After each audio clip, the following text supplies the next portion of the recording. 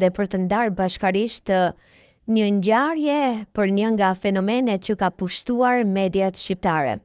Do të na lëm të flasim për Mimoza Ahmetin, një personazh që dita ditës me sinqeritetin e saj, me humorin e saj, me shakat e saj, ajo tërheq vëmendjen dhe dashurinë e publikut.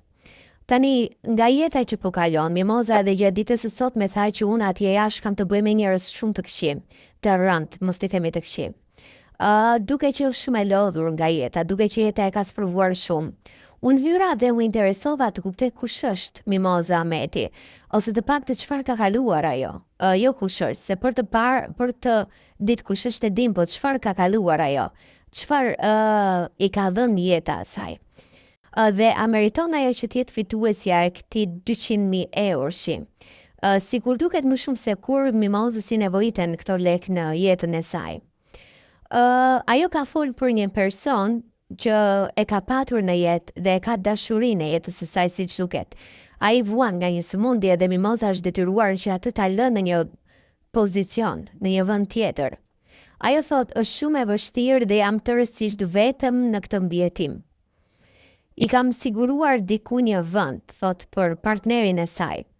Vet, por jashtëzakonisht e vështirë, thot.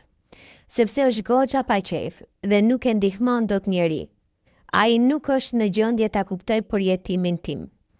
E para se është i ri, e dyta sepse sëmundja ka dërmuar në ekstrem.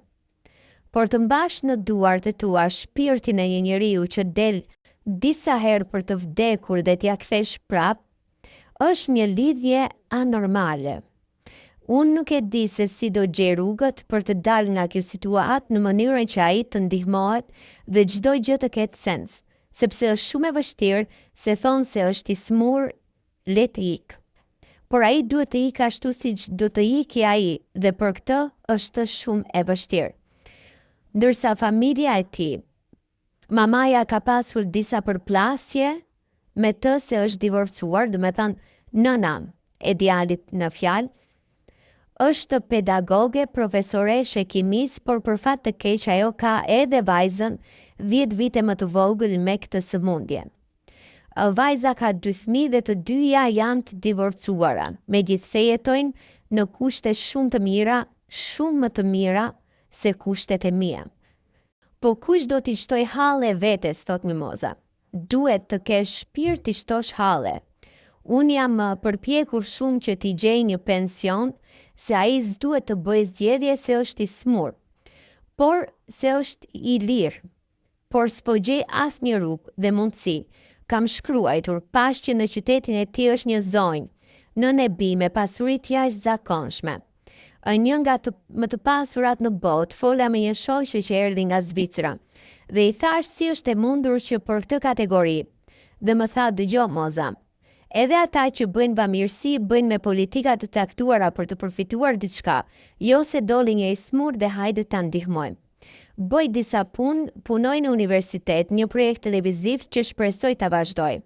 Donjëherë i them vetes lëre këtë mos të kapi trunin. Por ka plot momente që bëj një shkëputje dhe një herë më tha që çdo gjë është qendër për ty përveç meje. Por është i smur, është gjunaf, me shpirt edhe pse më ka lodhur dhe nuk më trajton në atë standard që do doja, e ka nga sëmundja dhe unë e kuptoj. Do të doja që të dalë sa më i pacënuar në një hapësirë ndihmuese.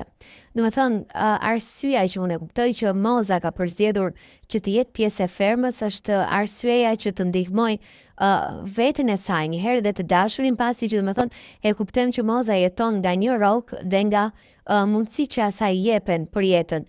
Andaj nuk duhet paragjykuar njeriu. Do të thënë Moza, siç duket pas ka shumë vuajtje në jetë.